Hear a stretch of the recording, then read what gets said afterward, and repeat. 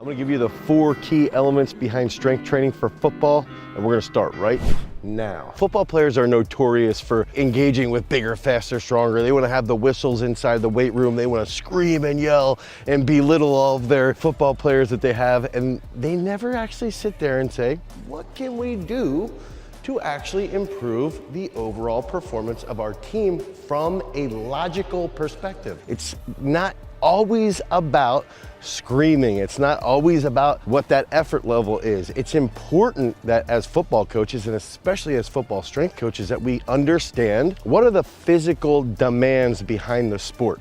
What are the physical and mental demands behind the sport? What are we looking for inside of the sport of football that we can utilize and train in the weight room that will then carry over to the football field or the football stadium here at Outson Stadium at University of Oregon? So what are those key concepts? That first key element is that we have to have a semblance of technical coordination. Okay, so what does that mean? It means that there's gotta be some type of static muscular action, followed by dynamic muscular action, followed by force absorption, and then some type of rapid reaction, okay? But when we're training technical coordination inside of the weight room, the reason why it will transfer so well to the football field is because now we have athletes, now we have football players that understand that there's technique involved. And if you have an offensive lineman or a defensive lineman or a linebacker and they are more focused on technical precision and they're more focused on technical positions, now they can utilize their muscular actions a little bit more effectively. Now they can sit there and they can get into better positions, they can use their strength more effectively,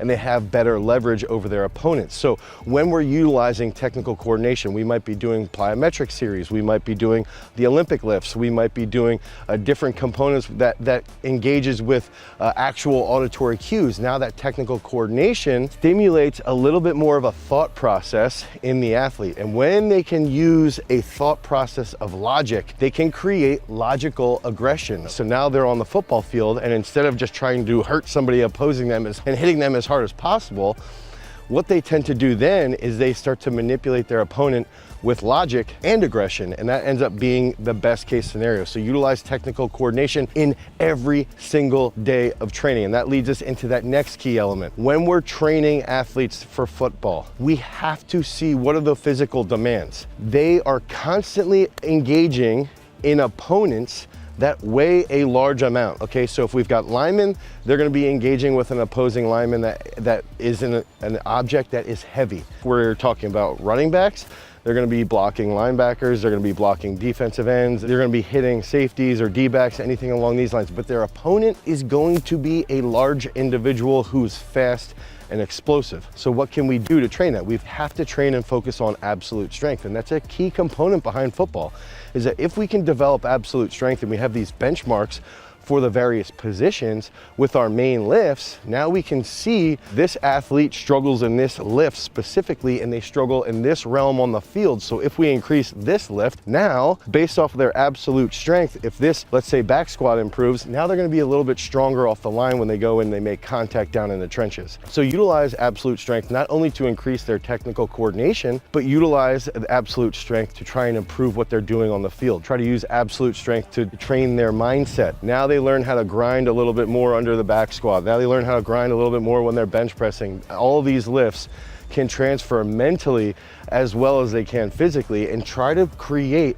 benchmarks for each position group. So now you have defensive backs that have a specific number that they have to hit on all these key lifts to improve their absolute strength. When those lifts improve, their technical coordination improves. When that improves, their performance on the field improves. So utilize it not just from a physical perspective, but from an absolute and mental perspective, and that's going to lead to greater sports performance. Now that absolute strength training is also going to lead into that third key element, and that's mobility. So what would mobility mean? That would mean that we have individuals that have passive and active, full range of motion in a passive and active position through specific joints. So when we're thinking about a lineman or quarterback or a defensive back, they have to be mobile. So when we're talking about utilizing strength movements, to improve mobility and improve absolute strength, they're also going to improve their position on the field. So think about an offensive lineman. Think about somebody like Joe Thomas, someone who's one of the most explosive athletes to ever play in the NFL, who also had some of the best technique ever in the NFL. He was a shot putter in college, so he was technically minded and he engaged with the Olympic lifts. But now, when we're trying to utilize absolute strength and mobility, we might do back squats, ass to grass. We might do front squats with full range of motion. We might do goblet squats or walking lunges through that full range of motion. That's going to improve their hip mobility. That's going to improve their lower back mobility. Let's think about a linebacker who's going to be doing power snatches or behind the neck jerks. Now they're doing behind the neck jerks.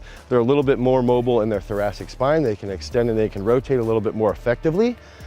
That's going to lead to better positions on the field. So it's important that when we're developing football players, it's not just about technical coordination, it's not just about absolute strength, it's about those two concepts and elements along with mobility, because the mobility will help with their joint structure, will help with their joint integrity. That's gonna lengthen their career. They're hopefully going to minimize their injuries because they have more range of motion. They're going to be able to play with their pad level a little bit lower. So if we have a linebacker that has better mobility in his hips, or we have an offensive lineman that has better mobility in his hips, or a running back, now the running back can cut a little bit more aggressively. When they're cutting a little more aggressively, that shin angle starts to get a little bit steeper, and now they can accelerate a little bit faster.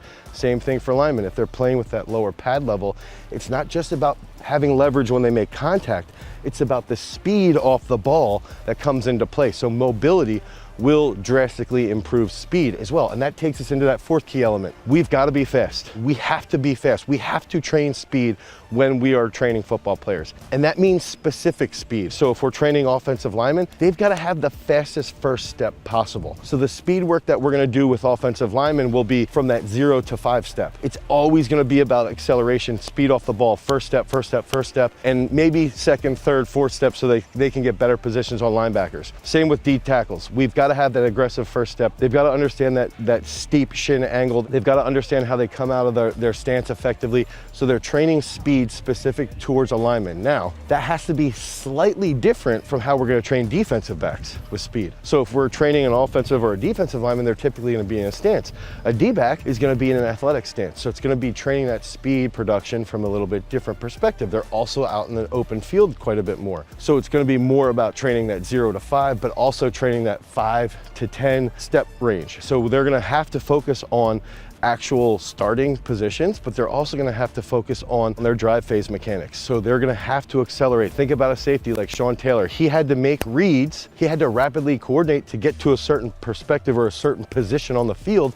And then he had to come down hard, so he'd have to sprint for another 7 to 10 yards to make a play. So D-backs are going to train for a little bit longer sprinting. So maybe they're training in that 20 to 30 yard range. They're still going to be doing 10 to 15 yard sprints. They're still going to be doing hill work, but it's going to be a little bit more running compared to the linemen that we're going to be focusing on with their speed, where they're going to be focusing much more on that first step, second step, third step. So it's important to see when we're training football players, you have to train all 4 of these elements. You have to train that technical coordination, you have to train that absolute strength, you have to train the mobility, and you have to train speed. Those are the 4 key elements behind the sport. But you have to train it specific towards each position group. You can't train D-backs the exact same way with absolute strength that you're going to be training offensive linemen, and vice versa. And same with our running backs, same with our wide receivers. It's all going to be slightly different, but in conjunction with those key elements. So if you need help designing a football-based training program, click on the link down below. You can head over to garagestrength.com and you can pick up any of our other football-based programs that are going to help you dominate on the gridiron. If you want more content around football-based training, click on this card right here. Until next time, guys, peace. What's up, guys? Our podcast and our channel are sponsored by our own strength training app, Peak Strength. The entire focus of Peak Strength is to provide you guys with the absolute best sports performance app that you could ever imagine. We build out the programs on the back end. We take in all of these different decisions that we learned here on site at Garage Strength so that we can then apply it to you so you can improve your training. So if you guys want to improve your overall sports performance, head over to peakstrength.app, the Google Play Store or the Apple iOS Store. Download Peak Strength. You'll get a free week of training, and then you can start getting on those gains, get those reps done so that you can become a champion. Now, let's get back to the video. Peace. We're here with the #1 high school football player in the entire country, and we're going to go through his... Damn it. We're here with the #1 football player in the entire country, and we're gonna go through an entire leg workout to see how strong and explosive he is. And we're gonna start right now. Let's go! Oh, God damn. Bro, I swear to God.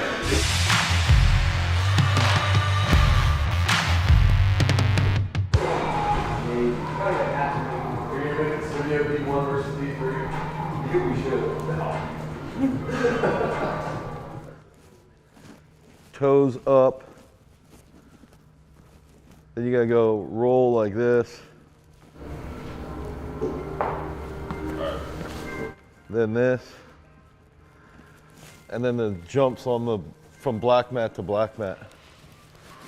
So toes up more. Yeah, that's fine.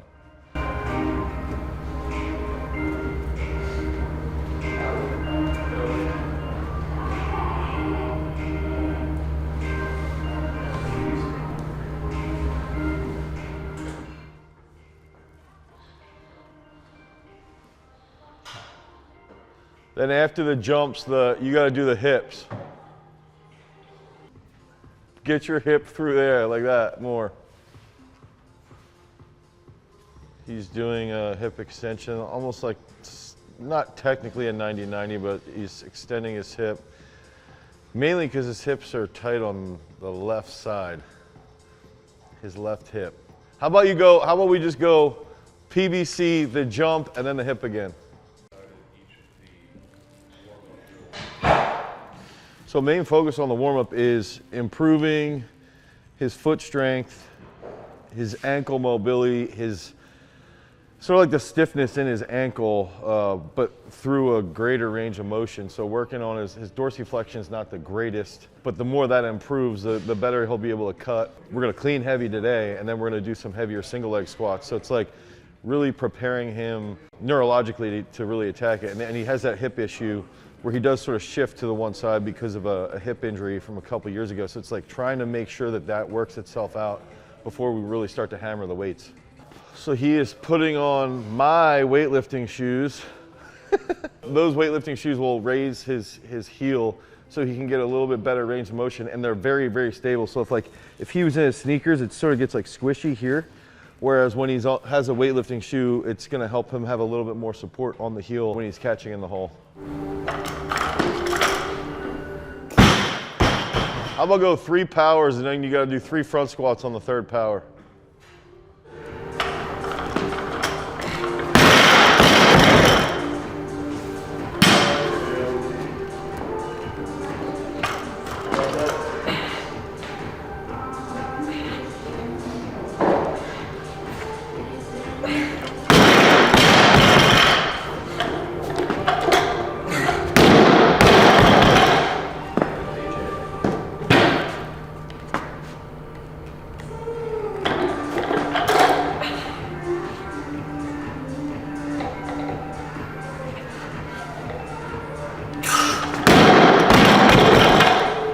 So they're going off that box. So one of the things that I like with the box is that they have to react a little quicker because it's a shorter pull. It is a little bit easier on their back, so we can push some other lifts as well. Could also make the argument like the position that they're in when they're going to pull is a little bit closer to where he'll be like in his stance as he's preparing to receive the ball or whatever. So it's a little bit more of an athletic stance, but I think it's mainly for me. I like the boxes because it de-stresses their back. It's a little easier on their back, but there's also a little bit more speed involved. They have to move it a little bit quicker, which you'll see. He's cleaned 145 kilos at like 1.42 meters per second. So that's really, really fast for that heavy of a lift. One power, 1 full.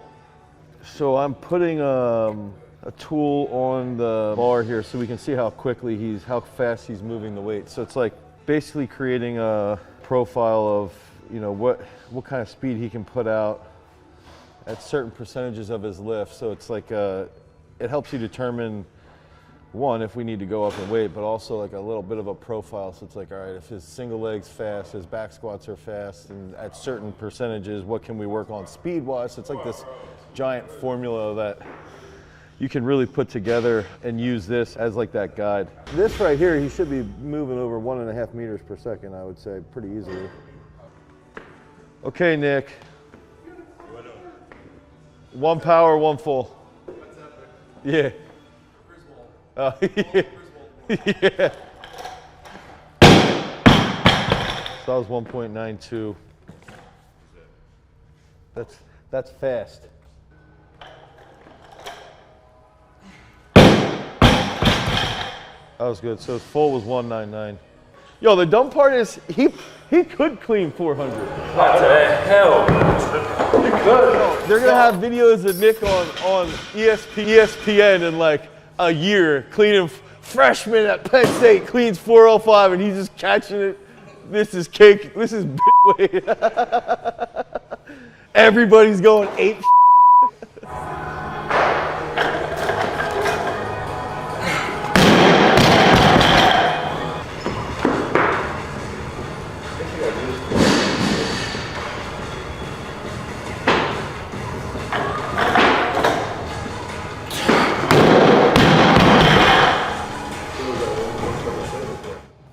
That's still really fast. 1.76. Yours is slow though, DJ. Yours is gonna show up as slow. The reading is gonna say slow. I'm not actually surprised.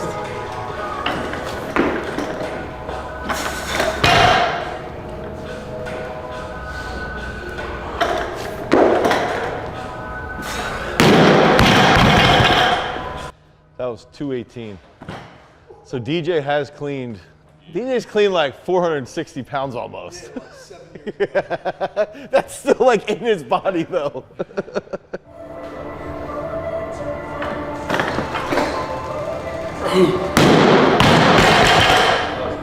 Yeah, that was 1.7.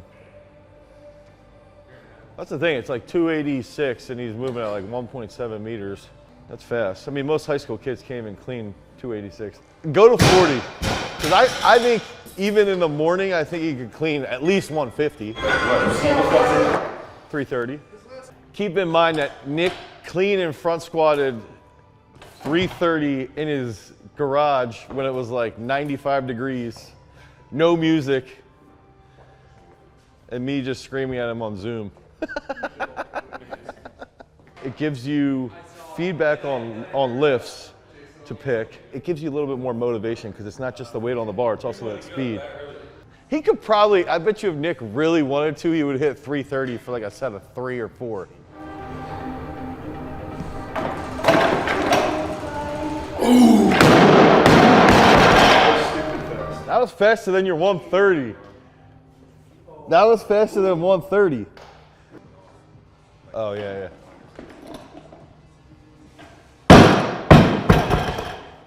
DJ wins that one. Really? Wait, What we go 47? Slow and slow. 47. What was that? That was 187. 47 would be like 322. You know, we went up 22 pounds and he got faster. So it's like, all right, now we're starting to see, even as we get into heavier weights, he can transmit a large amount of speed consistently over a longer period of time. And when you're a running back, that's exactly what you want. You want somebody who can, you know, run a 4.5 in the first quarter and run a 4.6 in the fourth quarter, really. Ooh. Dude, it's still 175? Yeah.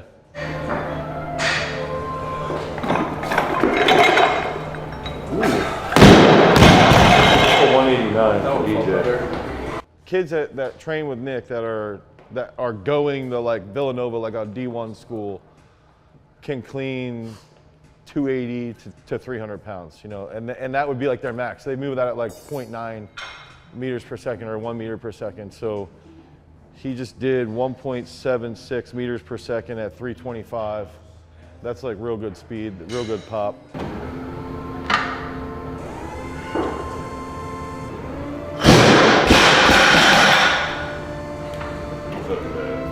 We'll start with a big red. Okay, so he's gonna be doing single leg squat. Then Nick's gotta do, this is where he dies. Hold here and press without falling over. Go 7 each side. So ideally he'd have like a 90-degree angle from his knee to his hip and then knee to foot, which he's doing a decent job with. And this will help with his dynamic trunk control so he can cut a little bit better. He's a little more stable. The left hip is where he has that issue. So it's like, it forces him to coordinate a little bit more. And then pairing that with a single leg squat is good, because a single leg squat, you're already in that precarious position. I think the single leg squat is the absolute best strength movement for any athlete really who's in an open skilled sport. So, Nick's the best running back in the country. I believe a lot of that goes to his ability to just smash huge weights in single leg squat.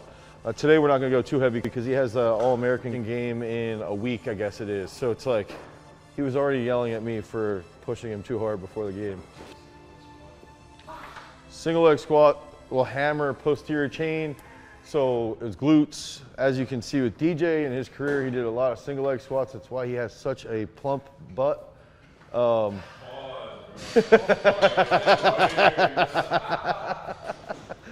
So hamstrings, glutes, and then that stability with his trunk. It's key. It's key for cutting. It's key for that first step. And also, like, think about like Nick. Somebody's hanging on one of his legs as he's hitting the hole.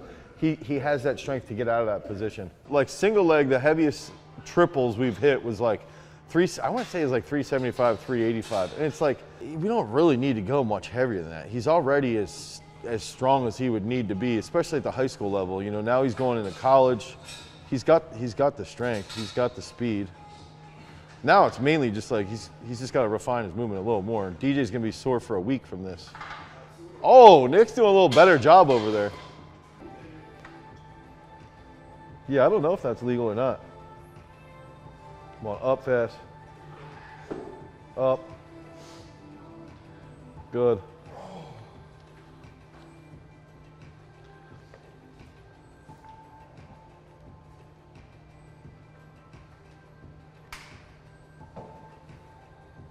Good.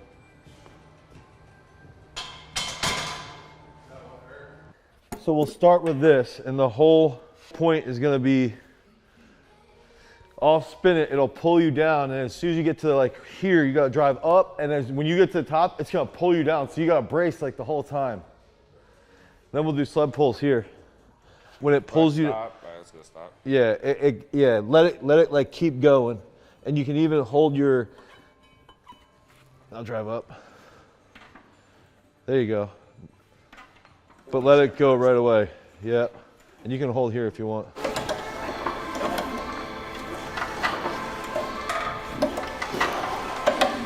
you supposed to come on your toes on this, or keep... Slightly. He could go on his toes a little bit. Holy. So that was pretty good. We'll put more weight on. The hard part is like the first couple times you do it's weird, but then like his next set will probably do a better job of reacting right away. So then the sled pull backwards, down and back.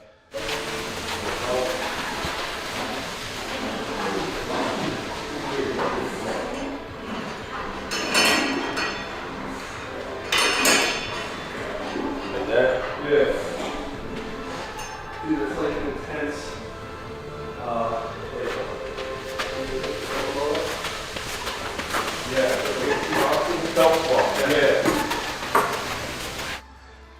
Nick, just do these.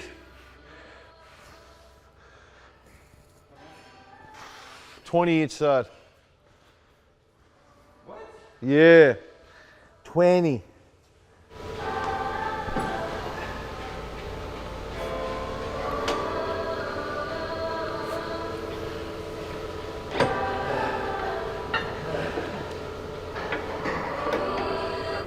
What do you think about the flywheel, Nick? Yeah, hard.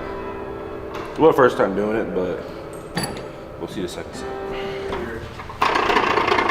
Yeah, it's definitely too deep. There you go. There you go. Good. Good. Up. Up. Up fast. Give me 3 more.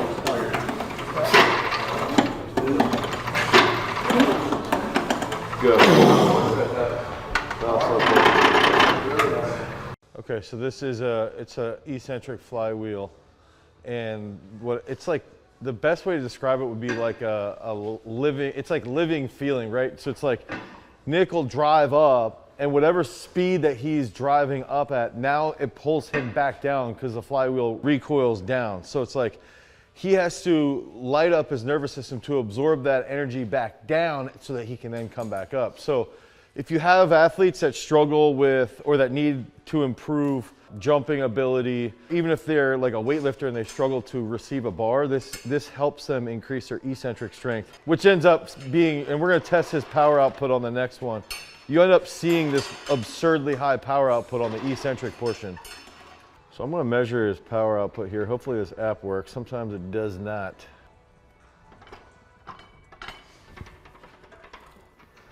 Okay. React faster, there you go.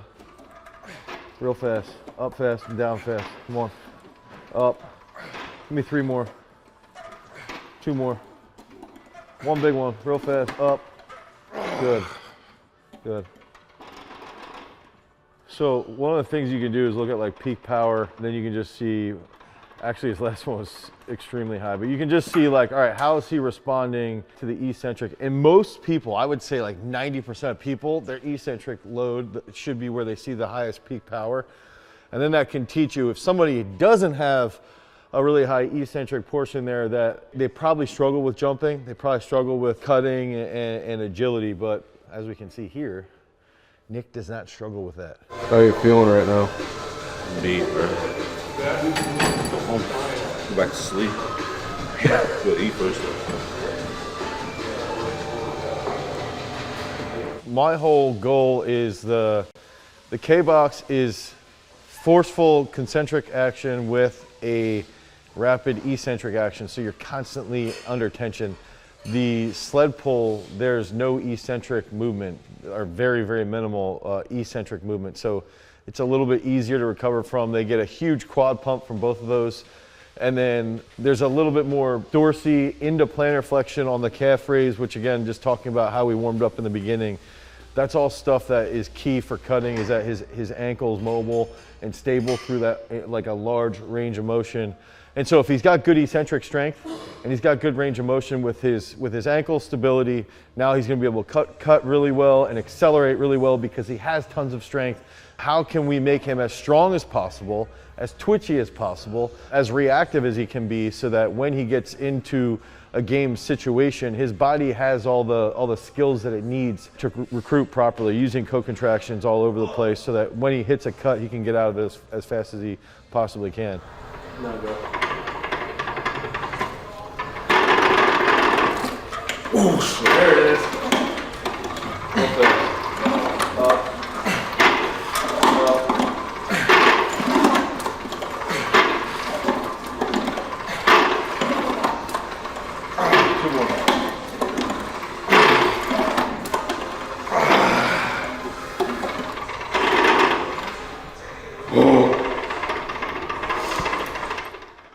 Those last 3 were really hard, really high.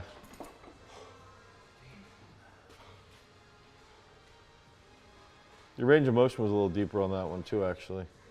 Power output was really high.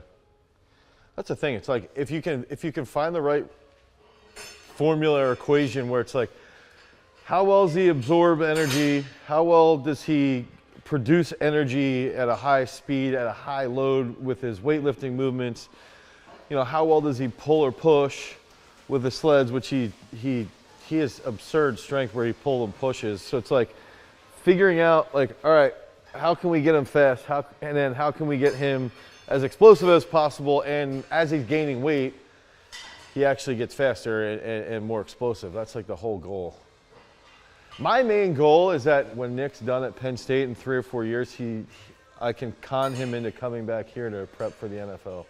At a new facility with like 50-yard turf, a 50-yard field in there where we're doing combine prep running. We have like 10 of those units lined up. Dude, we have lasers too with the sprints. Yeah, like 10. Yeah, we just got one. So we could time like your 10, 20, 30, 40. We're making moves, Nick. That's crazy, yeah. We're making moves. Yeah. So if you need to get faster, you need to get more explosive, you want to be the next Nick Singleton, make sure you click on the link down below. Head over to garagestrength.com. You can pick up our How to Get Faster strength training program. And always remember to cultivate your power. Dude, in 4 years, you guys might be in a position that you can sit there and be like, hey, I can go to the NFL. Yo, you gotta smack this so we can send it to Franklin. Like, yo, they ready. So we're here with 5-star recruit Javen Williams heading to Penn State and 4-star tight end Joey Schlaffer heading to Penn State. We're gonna go through an entire workout to help you get explosive as and we're gonna start right now. All right, so what we're gonna start with is we're gonna hit up a nice long warm up, get everything rolling, get everything warmed up, and then we're gonna head into some technical coordination work off of a box, some single leg squats with a little bit of jumps. So we're gonna do some contrast training, and then we're gonna finish with some sweet skilled strength accessories to help these guys become freaks as they get ready to head to Penn State. So let's get started. Without falling over, Javen, like 10 yards forward, like to the back extension, backwards slightly. What are these, size 17s and size 15s? Yes, sir. And they're moving. Now we'll go here, like this, like here, come down, and then back up.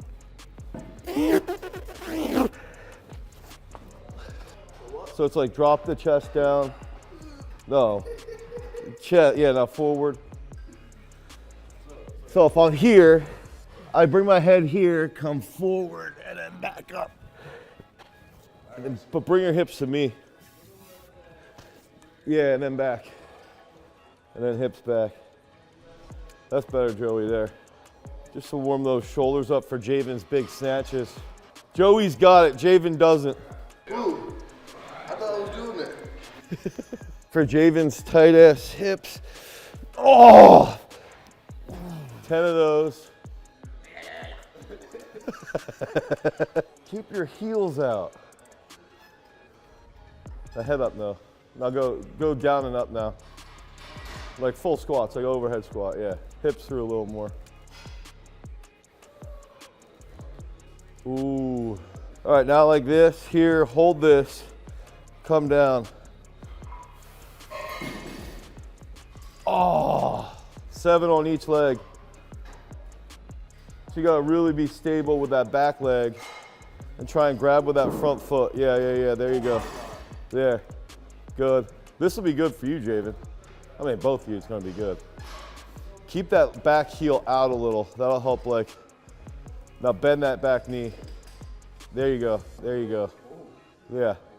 So we'll go back to the PVC, then the dive bombers, then the overhead squats, then the split squat, and then I'll show you 2 jumps that we're gonna do before we lift. So the goal of the warm up is, 1, to get their body temperature up, so they start getting a little sweat going. And to start with something easier, so like PVC pipe, something that they can like be a little bit competitive. You can see right there them just like going next to each other, pushing it a little bit. Then the dive bomber stuff is gonna be for their abs and for their shoulders. So it's like something that you can do within like 10 to 15 minutes to really, really get rolling with everything. And we're gonna finish with some jumps. So it's like easy jumps at the end. So it's like, do something where you're unstable in the beginning, get your blood going, start to wake up your brain a little bit, and then each thing as we progress through is gonna be a little bit more challenging to wake up your body for maximum muscle. So you gotta go forward, keep your hips down, now push back. Let your hips come up first before you come up with the elbows.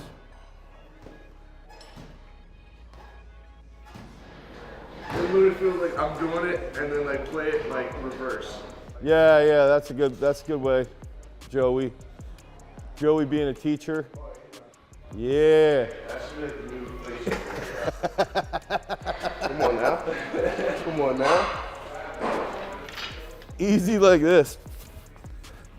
So we'll go left leg, right leg, then we're gonna go here, nice and easy.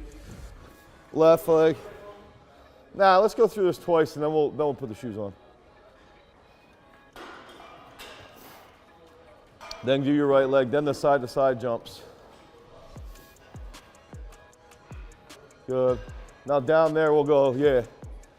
Nice and easy, a little higher.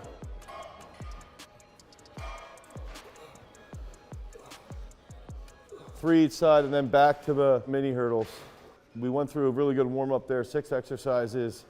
They should feel pretty good now. It is early in the morning too, so it's like giving them a little bit of time to get their blood flowing, get a little bit of the sweat going, and get their heart rate up.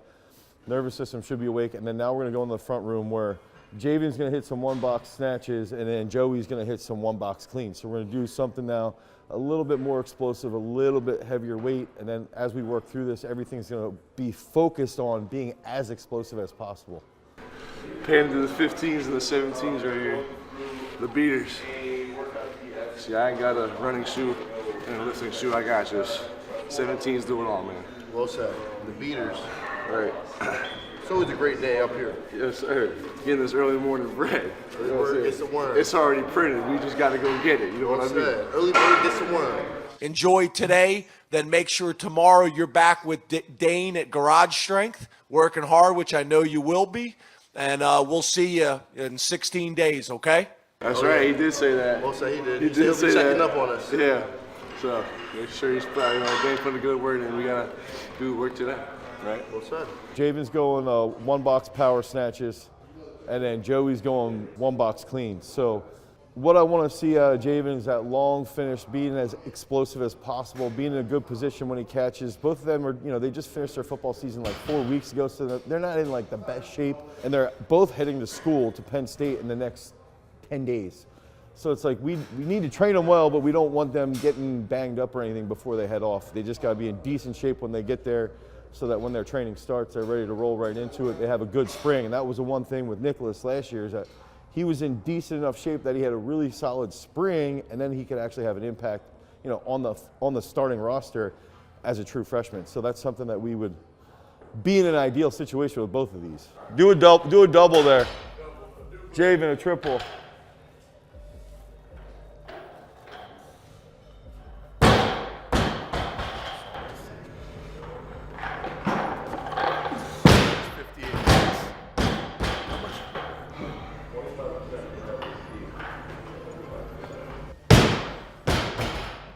Yo, green off yellow one. Yeah, big dog. Big dog trying to get athletic. Big red. Catching up, you big dog. Catching up. So Javen snatched 100. That was probably that was right before, no, that was like last spring. And then Joey's cleaned 120, which is like 265 for a double. I think the biggest thing that I've learned with both of them relative to Nicholas, one, Nicholas had more training time, but two, these two are like 7 inches taller. So it's almost funny for me to watch them do weightlifting movements compared to actual weightlifters or even to Nicholas because of that height and how long they have to pull. But it's like one of the big things that can play into their game is that the more explosive they are and the more twitchy they become, the better positions they're going to be in on the field because it's going to transfer over. Both of them are extremely athletic, so they learn the movements pretty well.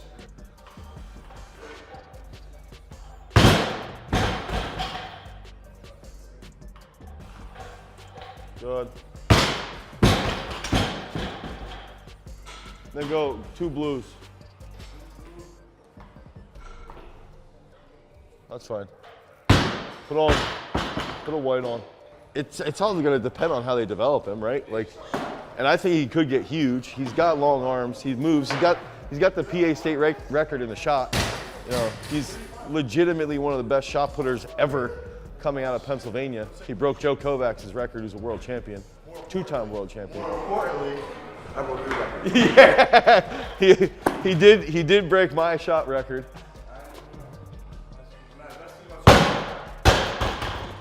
You're not the audience. You're not the audience, Joyce. It's okay. I just like hearing you talk. Yeah. Ooh. So let's go 90, see you get a single. You want to go 85 first? Put a white on for one.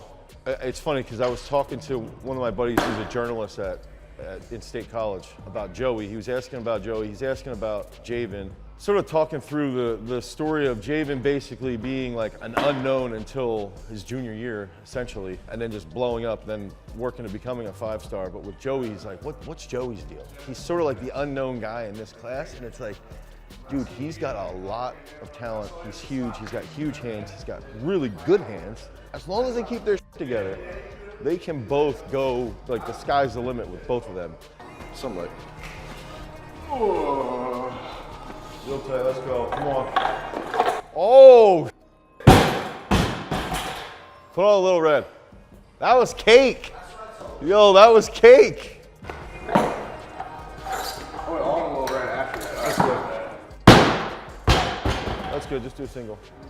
Chain swing, diamond blank, hold up, gang, man. I feel like Javen's more into like the big dog, like big monsters. Frazier, I can name one more. I can start naming them if you really want me to. You know, Matt Frazier, Lasha, Laoxing. What's his name? Who? Lasha? No, the one with the golden. Oh, Lu Xiaojun. Yeah, that's my favorite.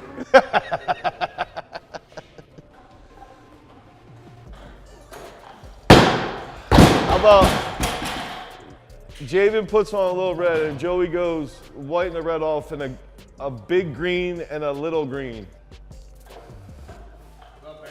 Oh! Oh! Boom, boom, boom. Lasha, baby. Have you ever seen Lasha? 100? Good, Joey, good. Go. Now go add a little red with that. That's good. We'll do one more. But yeah, I feel good, man. Got some decent weight on the bar, you know. First time big cleaning in a while. I know I got a little box here, but I'm moving up pretty easily, so we'll see what happens today. How far am I going? Say I get this. Like, how far am I going up? Like, as far as I can? This will be the last one.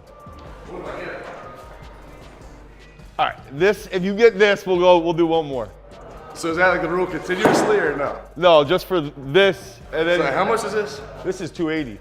You just did 270. That has to go on the page, I'm sorry.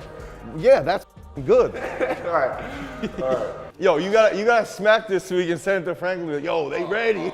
Boom, boom. Tell him. So Javen is lifting on a ZKC Tokyo 2020 barbell. These barbells were actually used at the Tokyo Olympics, which I was at. Only the elite use chalk. Take squeeze real tight, then punch those shoulders quick. Come on. Let's go, Javen. What up, man? Hey. All right. Whoa. That's good. Fuck it, like I fuck it. Tell him. You mean? Take squeeze real tight. Come on. Come on. Big finish, big finish. All right, that's good. So we'll go single leg squats over here. Dane has like another personality on the camera. I think someone said Dane's actually nice when he's being filmed.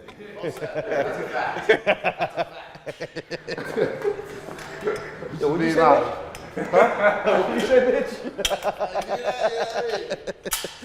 Make sure you got that one on camera. Well said. They wouldn't believe it if they didn't record it. So Javen, you're gonna do this here. And pause like that. 3 of those, you gotta make that noise, yeah. Three on each, and then Joey we'll go in the back after he does that. Try and like stick that. Yeah, keep that heel down. That front, yeah, there you go. There you go. Good, now the other leg. I knew he was gonna do that. Okay, that's good. That was that this one or this one? 5 again, Javen. Like, hey, baby. So Javen is using our single leg roller and our single leg balance pad here, available at garagestrength.com. Oh, that's good. Dude, that's really good actually. Code BAM. Yeah, that's good. BAM 69. Come on.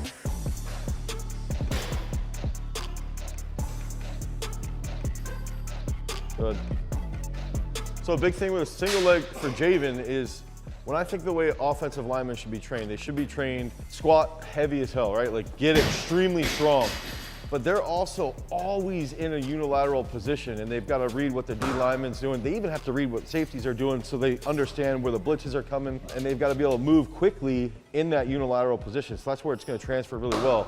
With Joey, it's all about him, you know, getting stronger in his glutes and in his hamstrings, his quads. So that's what we're doing here. And with those stair jumps, that's going to help with that first couple of steps. It's real. The stair jumps, the single leg stair jumps are really good for those first 3 or 4 steps when he's accelerating off the line. Come on.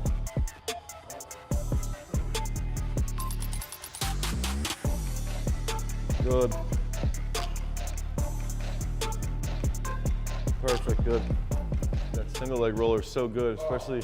Nothing better. In all the years I've been doing it, nothing compares to that. What's the code? Right there. Huh? What's the code? Code ACE. Code ACE for 10% off. It is the best isolation lift I feel like for my legs, and it's how I get faster. So while it's not fun, it's very effective and productive. So kind of take it all together, it is what it is.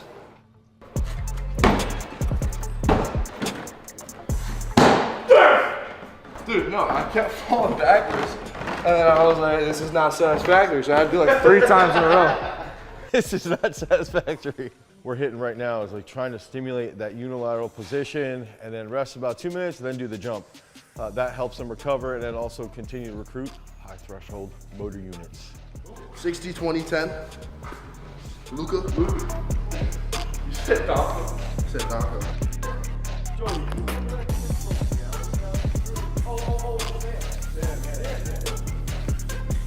He played against Rutgers.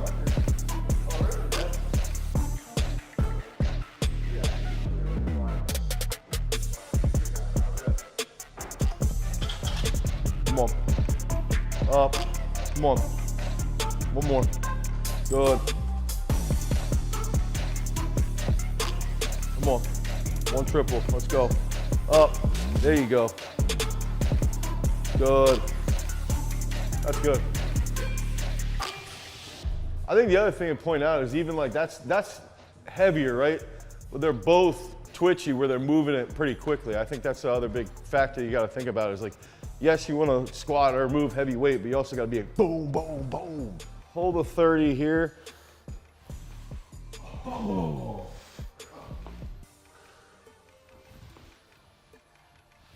On like an angle. So 4 each leg, just holding that like a goblet. 7 each leg here, okay?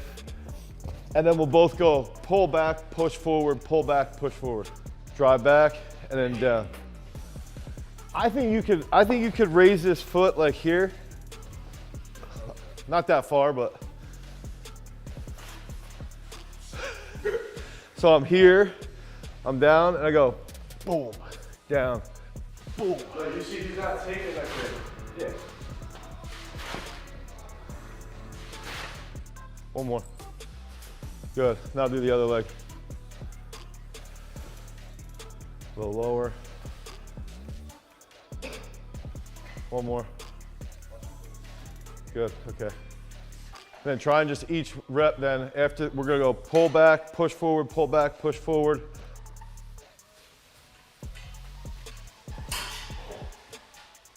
Wrap your, yeah, there you go. Go to your right a little. And then like, put that arm under here when you push down. Okay. Yeah. Yeah, there you go, there you go.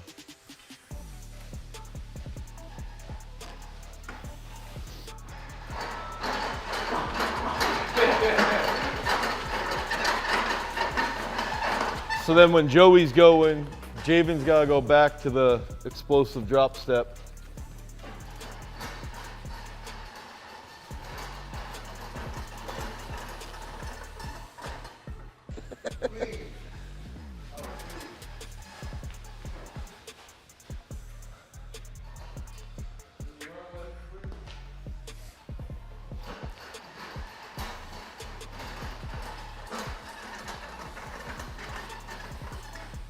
Good.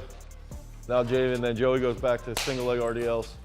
The hardest part too with training Joey and Javen is remembering that they're seniors in high school because they're so large.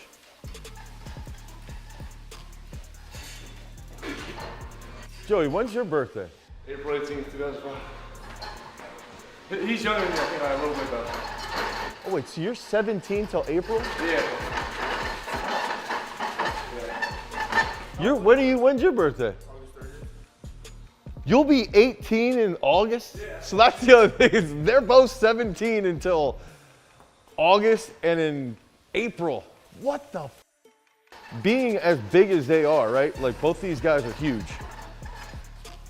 It takes a lot longer at an earlier age to develop that coordination. That's the thing with both of them, is like seeing Joey and how explosive he can be, how fast he is. Same with Javen, how quick he is. I mean, how quick he was just as a shot putter, let alone as a football player when he's pulling and things like that. Like it's a delayed period of development when they're this big, because it takes time to get into their 6'5", 6'6", 6'7". It takes time to grow into that coordination. So that's what's crazy, is both of them, it's actually huge that they're going to be up at Penn State when they're 17. They're not going to be 18 until the next fall. So that's crazy. 4 sets of 4 on each leg for that drop step that Javen's doing, and then just prowler down and back, get a nice pump in those quads, feel that good drive. And then with Joey doing the single leg RDLs, he'll do 7 on each leg, 4 sets, and then again targeting these push and pulls. So for Javen, it's mainly training him to get a lower hip level and having that skilled strength, really, like that skilled strength that's going to transfer really well to the actual position, and having him strengthen both sides so he's versatile on each side of the line as well. Now you're going to make money, so don't f around, or you can f around, but very, very minimally. Yeah, and minimally. And also realize, like, dude, in 4 years, you guys might be in a position that 4 years isn't that long. That was, you were in 8th, 9th grade 4 years ago. So every day you're looking, what if you can sit there and be like, hey, I can go to the NFL. You've got to take advantage of that. And then that happens, and it's like, that can change a lot of in your life. Yeah, it changes your whole life. Yeah, no doubt. But every rep, you got to be thinking that when you're on the field.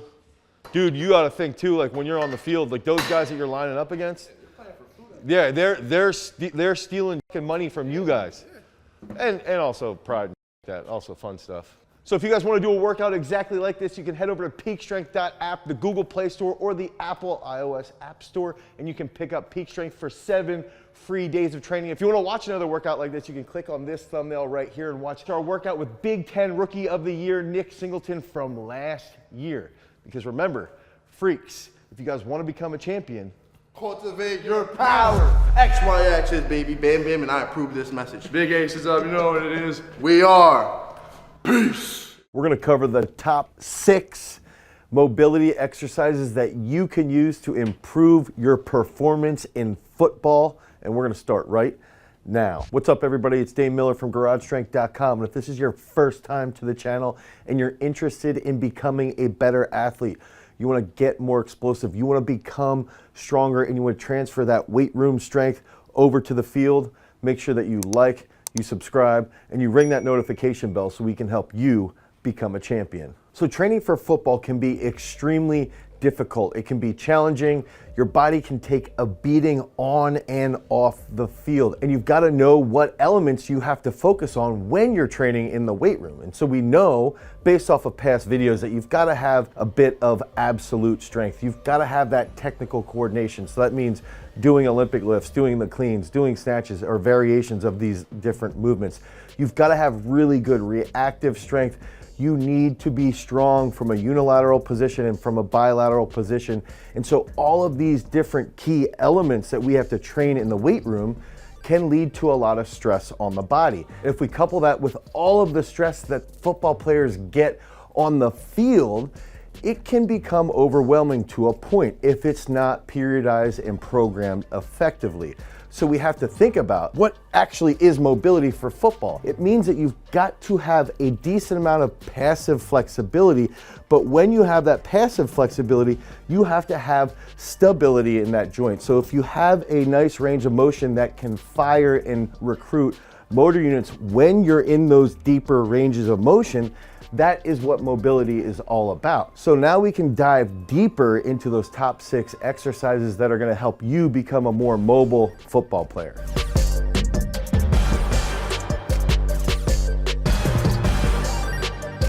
So going right into that number 6 exercise, we've got to think about our hips. We've got to think about what our hips need to do. And that's going to lead us to that number 6 exercise, which is the 90-90 hip rotation with a squat. And so this is going to be something that I believe all football players should do every single day before training, every single day before they get out onto the field. It's going to really help the rotational aspect of your hips. It's also going to help open up and loosen up your glutes and your lower back. When you do the 90-90 hip drill, you're going to feel it right away, okay? And it's relatively easy to do. Somebody who's a little stiff, you might have to come up with a little bit of alterations.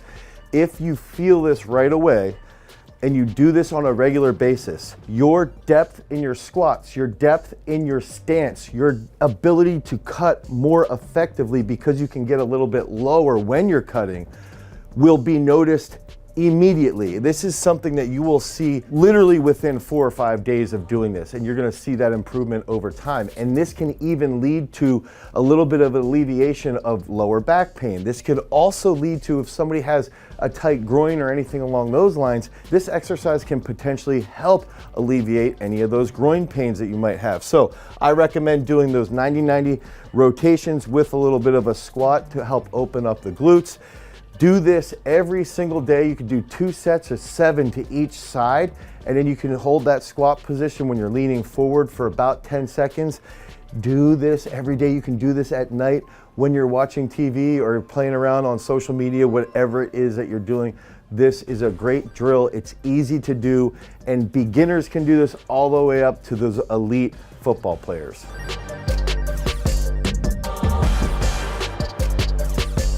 Okay, so coming in at that number 5 spot, we're gonna focus on the ankle joint. And I really believe that if we can mobilize our ankles when we're playing football, that's going to help protect our knee joint. It's going to help protect our hip joint. So it's really, really important to make sure our ankles are really mobile. So what is that first ankle exercise? That's going to be a dorsiflexion stretch with overpressure. So what does that mean? This is a nice, easy exercise where you can push your knee forward. You can start this off when you're in bare feet. You push your heels down, and as you apply force into your knee, you track your knee forward while your heels stay down. I recommend thinking about pushing your heel down as though it's your thumb and grabbing with your toes to help create more foundational stability. While you're grabbing with that foot, that knee will track forward, and you can hold a little bit of overpressure for a longer period of time. Low load, long period. That can lead to nice mobility improvements in the ankle joint. Now, a little drill that you can add is you could put a belt or a band around your joint. And now as you apply force forward and your foot is grabbing, that belt or that band is pulling back, and that can potentially help the talus bone move posteriorly. So when the talus bone moves back, that can create more mobility through that joint. And then if you can contract a little while you're doing this drill, that will help improve your mobility in your ankles. So this is something that's going to help you when you're cutting. This is something that's going to help you get into a deeper stance if you're an offensive or defensive lineman. If my ankle can dorsiflex more effectively, I can play deeper. On top of that, if it's more mobile and I'm a running back or a linebacker and guys are rolling up on my ankles, in theory, it could potentially help prevent ankle sprains or any other issue that you have in that joint. It's not guaranteed, but it's going to help prevent that stuff. So I recommend Doing this every day or every other day help wake up your ankles so that they're mobile, so when you get on the field, you can hit better positions and your knees can track more effectively.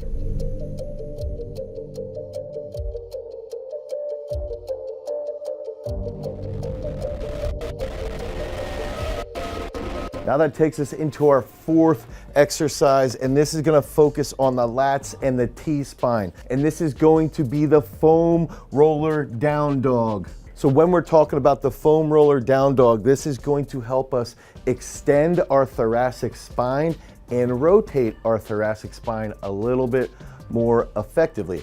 Now, if we can think about it, a lot of football is played here, okay? We're gonna be pressing quite a bit. We're gonna be incline benching quite a bit. We might get serious development in our pecs and inside of our deltoids. We might walk around and we might be a little bit more internally rotated if we're not following a really effective periodized strength program for football. But that's where the lats and the T-spine come into play. If we're utilizing the foam roller down dog, this is a very easy exercise that you can do every single day to help extend that thoracic spine. I recommend doing this 2 to 3 sets for 15 passes and then hold an isometric contraction at the end of those 15 passes for 20 to 30 seconds. This is gonna help you achieve greater position if you're doing snatches, if you're doing behind the neck jerks. It's gonna help you rotate a little bit more effectively if you're turning to catch the ball. This is gonna help you make better reads if you're a linebacker because you're gonna be more mobile in your thoracic spine. So now I can rotate a little bit more effectively with my upper back than having to turn my hips. If I'm more mobile in my upper back, I can keep my hips square. That's something that a lot of football players forget. If our upper back can rotate more effectively through more mobile pathways, I can keep my hips square to my opponents and they will not get a better position. So do this every single day. It's a simple trick, it's a simple movement, and it's going to help you, 1, with recovery, but 2, with positions on the field, and 3, with positions in the weight room.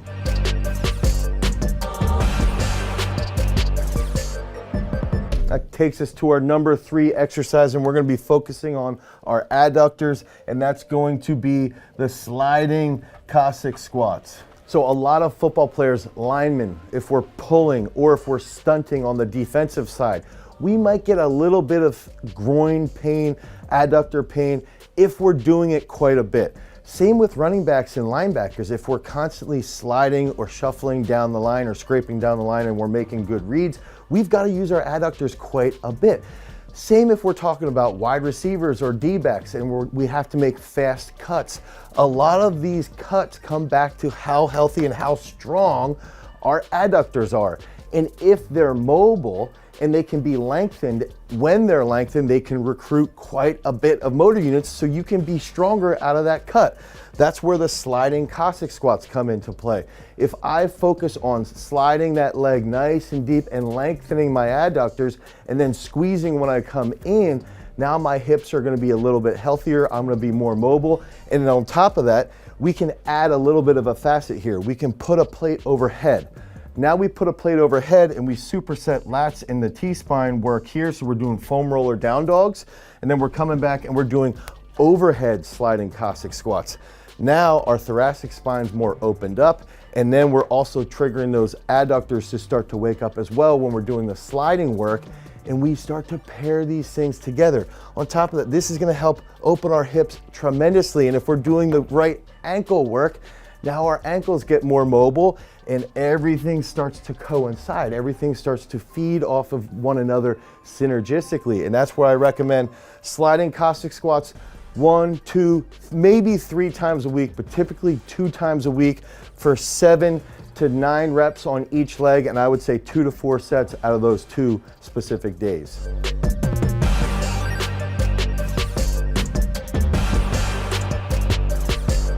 Now it's gonna take us to our number 2 exercise here for hips, and that's going to be duck walks. And so this is not only gonna be the number 2 movement for football players in general, it's also going to be the number 2 movement for hips overall. So if we can think about duck walks, This is something I stole directly from NFL analyst and 11-year NFL vet, Brian Baldinger. When I talked to Brian about what made him so good in the NFL, what helped him lengthen his career, he said almost every single day we would do duck walks. We would do duck walks with our body weight. We would do duck walks with a plate. We would do duck walks with a barbell. We would do duck walks with a pad.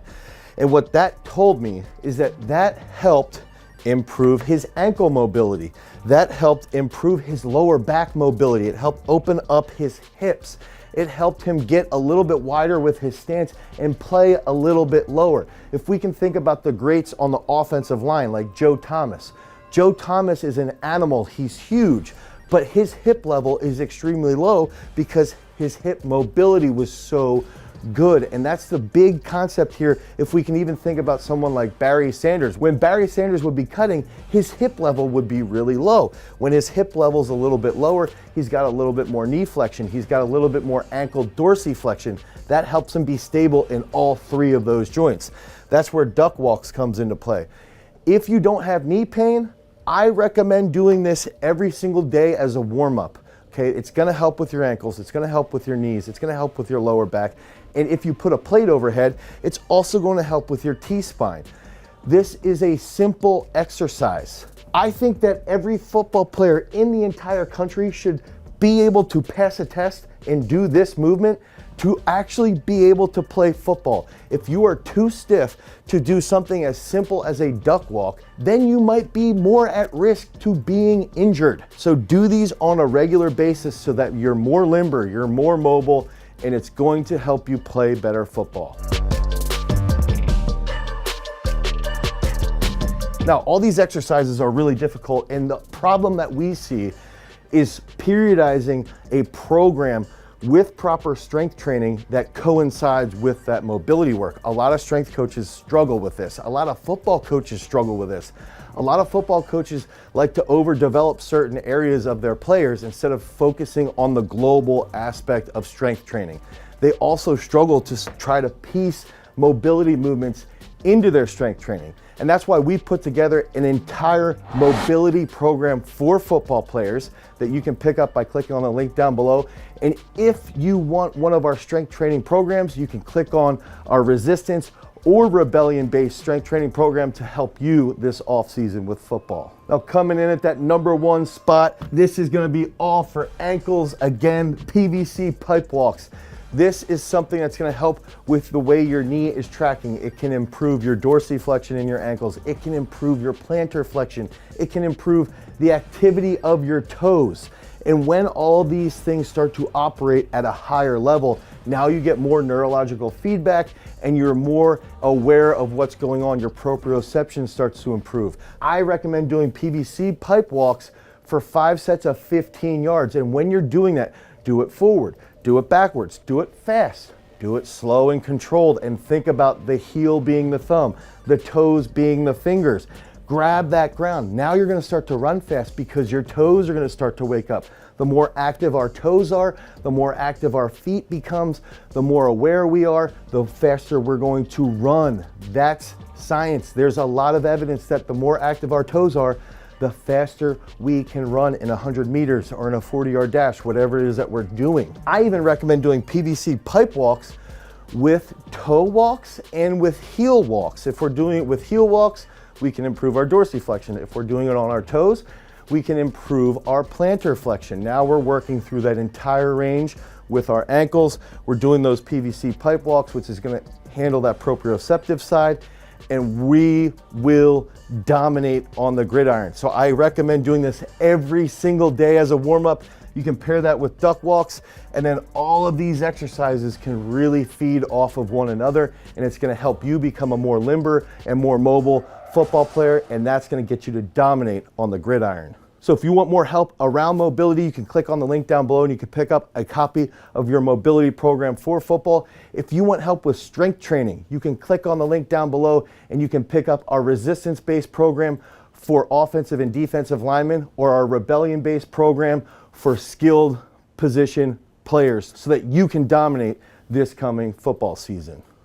If you want more information about football-based training, click on this card right here. Until next time, guys, peace. receivers, dudes in the trenches, running backs, linebackers, even quarterbacks. Regardless of position, every football player needs to be strong and fast. And we're gonna give you 10 of the best football exercises that you can plug directly into our free football strength training template by clicking on the link down in the description, and we're gonna start right now. So the first aspect is we wanna focus on speed, and when we're training speed, we're gonna be able to put ourselves in greater opportunities to make more plays. So we have to look at developing locomotion, developing acceleration, and even developing that transient speed. And that first aspect is that we want to use a tool that's really good at helping with speed. And we are going to use a sled. And we're gonna demonstrate a sled exercise here with starting linebacker at Pitt, Brandon George. And so Brandon is going to demonstrate a sled march, and we want to just focus on nice and strong, feel good knee drive, good, maybe a little more forward lean, good, boom, boom, boom, boom, boom. And we're gonna do this for about 5 to 6 sets, building up, feeling that energy get into the ground, okay? And this is something that you can do earlier in your training in the off season to develop that power output. And then as you get stronger with the sled march, you can start to work into more rapid accelerations. You can start to lighten the load down to about 10% body weight and get even faster. So that second sled exercise is going to be a heavier sled push. And what we want to focus on here is going to be similar to that sled march, but we can get an even steeper shin angle. And I really like this if we're an edge rusher, or even if we're an offensive lineman or an interior D tackle. And in Brandon's case, as a linebacker, there are gonna be times where he's taking on blockers or he's blitzing and he's gonna be hitting somebody. So this is a good exercise to use to try to get stronger and apply a ton of force into that opposing object. So one thing we can go here is pretty heavy. We wanna get nice and steep, drive forward as hard as possible.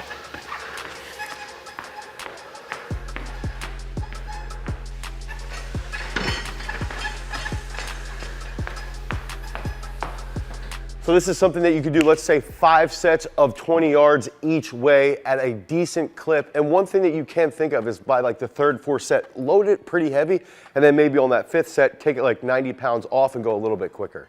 All right, so this third exercise is a movement that I love to do because you're gonna do speed work with intent. And this is gonna be something that you can use for transient speed. This is gonna be something that you can use for cutting. Sometimes when we run sprints, if we have a little bit more of an intent, we're just gonna kick it up a notch just by having that goal of what we're trying to get to. So in this case, we've got a lacrosse ball. I'm going to throw the ball up. It's gonna bounce. And by the time Brandon touches the cone down here and comes back, he has to catch us before the second bounce.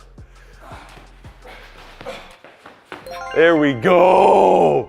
And so that's something you can do 5 sets to each side. It's something fun that you can do. You can even take your football team out and some of the wide receivers can do the cutting drill while your linebackers and running backs can do this. It's a really, really good exercise to use to develop speed and that cutting capability. So when you're selecting exercises specifically for football, there's 4 key aspects that we want to focus on. The first thing, upper body strength and power. Second thing, 100% focus on speed development. Third aspect, lower body impulse and strength as well. And that fourth coveted factor is developing that dynamic trunk control so that you can cut, so that you can hit, so that you can be much more aggressive out on the field. And all of these elements can be found inside of our strength training app for football players, Peak Strength. The first workout of the week, we're gonna develop that lower body strength. The second workout, upper body power and strength. Third workout, this is where we're gonna do athlete day and focus on speed. Fourth workout, this is gonna be impulse focus. Fifth workout, if you're gonna train 5 days a week,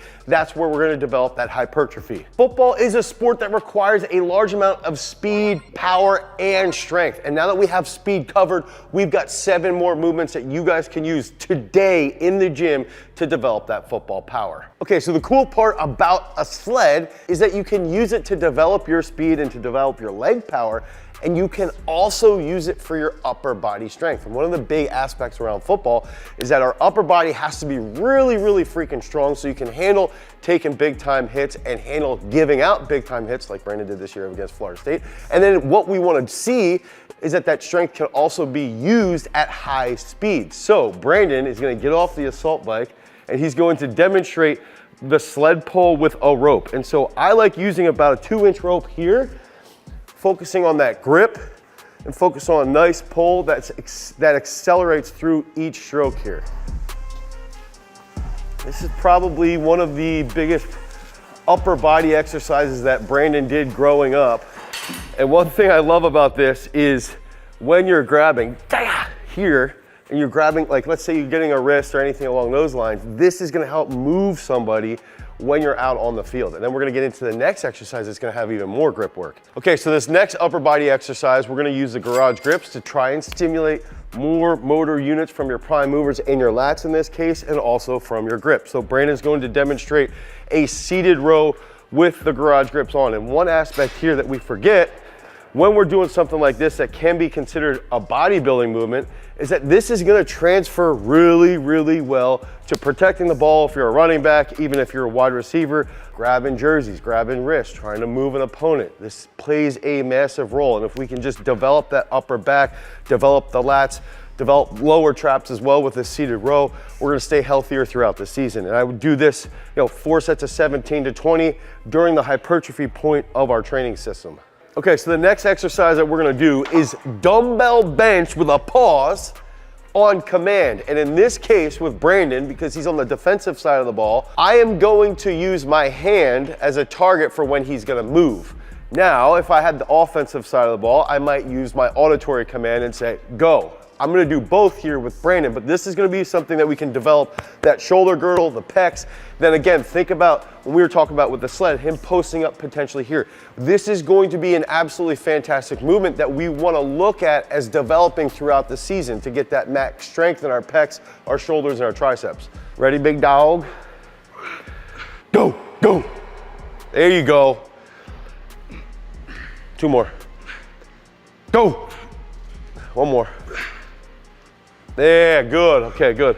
So we could do this like 5 sets of 5 building up, and then 1 set of 12 to 17 reps to just get a huge pump at the end of that workout. So another awesome upper body exercise to develop strength and hypertrophy is going to be dips. And we can do this as a calisthenic movement, or we can put on a whole bunch of weight. And maybe you do dips with like 315. So we're gonna go here. And we have this unique contraption where we have a shaky dip stand. That actually forces you to focus a little bit more on that trunk control, which we talked about in the beginning. So Brandon, get on here. Let's see if you can do full range of motion dips. Yep, there you go. I was wondering you were gonna bring that up. And this is a great way to help with stiff arms, great way to help with tricep strength. And again, if you can improve your dip strength, see, they don't have these contraptions at the collegiate level. We have such a unique contraption that it shakes while you're doing it. So it just adds a degree of difficulty. That's high performance technology. Yeah, that is 100% high performance tech. We get in here, we do 4 or 5 sets, building up to like a top 5 rep max. So we got like 100, 150 on, and then we finish with like 2 sets of 20, just repping out here. This is gonna be a great way to develop tricep strength. That's my lockout. I think that was 3 reps in total. Pec strength, and it's gonna help you be stronger later in the 4th quarter. Like you, Brandon, always strong in the 4th quarter. So we know that upper body strength is necessary. We also need to develop a lot of power and impulse expression from our legs. So the legs play a massive role in locomotive speed, right? Think about how can we develop them to be extremely powerful, extremely explosive, and to execute that high level of impulse expression. That means a large amount of force in a short period of time, and that's where the next 3 movements come into play. Okay, so the next movement, we are going to do, let's say 5 sets of 3 on each side, and we're gonna use this technologically advanced piece of equipment available at garagestrength.com, our single leg roller and pad. And so Brandon has done upwards of 182 kilos in the single leg squats, and actually yesterday, just did 160 in just his 2nd week back of training here. So he's gonna demonstrate unbroken single leg squats, down, up, nice and fast, but he's gonna focus on that trunk control as well, and that's gonna help improve his ability to cut, but also his unilateral strength. So unbroken single leg squats, 5 sets of 3 each side. Better make it perfect, Brandon. You only got 70 kilos on. 2, 3, perfect. 1, 2, 3, good. And now one thing too that I like to think about with football guys, especially with Brandon, he's a taller dude, right? He's got really, really long legs.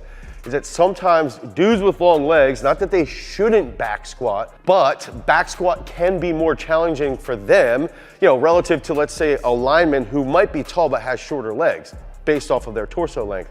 In this case with Brandon, he's got those longer legs. We can really target that and develop his posterior chain very, very well with the single leg squats, and longer limbed individuals will develop more leg strength from single leg squats than they would from traditional back squats. But they should still back squat as well. Okay, so this next movement is gonna be an exercise that you can use to develop that overall impulse with really, really heavy weight. And one of my favorite quotes is just learn how to move heavy weight fast. And when we're looking at this specific exercise, we're gonna do this on the minute, meaning every 60 seconds, you're hitting a freaking rep. And we've even done this with Division II All-American DK Hoagland, where we would do 15 sets of this, prepping him for getting in season, and he would work up to around 170 to 175 kilos. So Brandon's gonna mimic this here, an on the minute, one box clean. So nice and fast, right off the boxes. Catch that really, really tight. He's gonna drop it, we'll rest 60 seconds, and then we'll hit another one. Boom, good. Okay, so he can hit that. Let's hit it for a double actually, because that's so light. Let's say he hits this for a double, right? Boom, okay, he drops it. Now we'll put the timer on, we'll rest 60 seconds, he rests for 60 seconds, and then we do another double. And then the thing is that let's say that we're 8 to 10 weeks out, when you start to see a room filled with football kids, okay, one thing with on the minute stuff is it's easier to control the room in that setting. The second aspect is that they start to get dialed in on that rest period, and they're really just starting to focus. And sometimes you will see them hit monster PRs because they get into a really, really good rhythm where they're not as distracted as they otherwise might be when you're in that high school setting. So another one here, double Brando. You got it, Captain. Boom.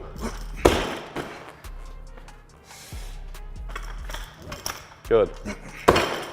Great job. Like by the time I got to high school, I had a training age that was equivalent or higher than most of the kids I was playing with. Right, and so you were probably cleaning, I'd have to look at the backboard, but you were probably cleaning over 250 and benching close to 300. Yeah, I was at like 305 Yeah. going into high school, and I was like 260 something Yeah. on clean. Yeah, and that's the thing, it's like before those, before I really got into high school.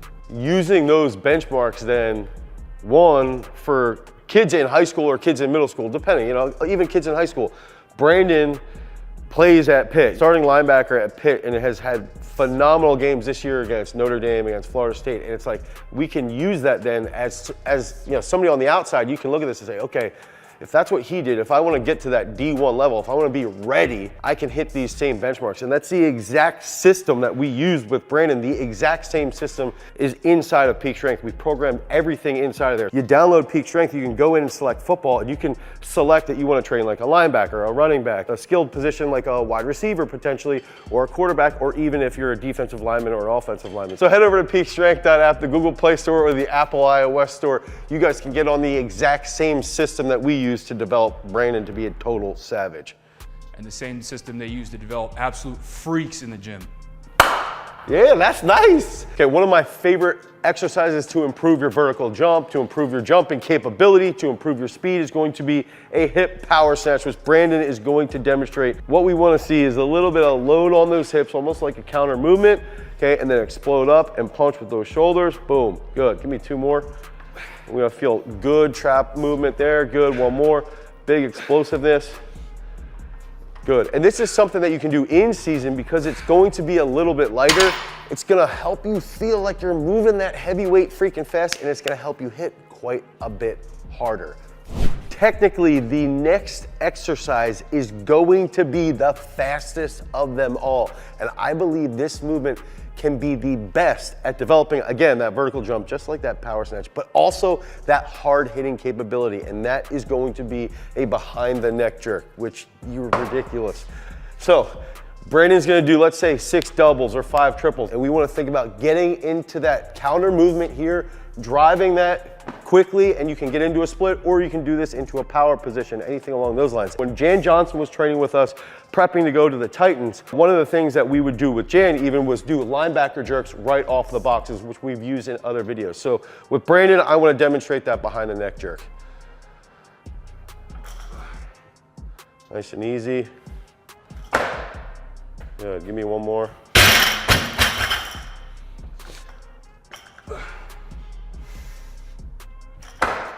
Good.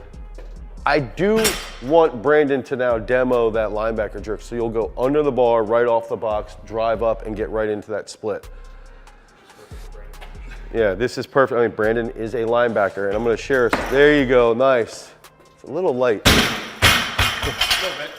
When Brandon was in high school, I want to say behind the neck jerk, like 150, 160, something like that. So like 330 to 350 pounds. This year when he had a tip ball, okay, so he had a tip ball against Notre Dame, first quarter tip, he ended up picking the ball. The first thing that I thought when I saw that play, him driving 150 kilos as fast as possible, hitting into this position and being stable. And that's the big thing here with the behind the neck jerk. It's gonna help you be explosive. Then you're stable here. Brandon makes that nice little tap and then picks the ball, takes it back, 10 yards or whatever it was.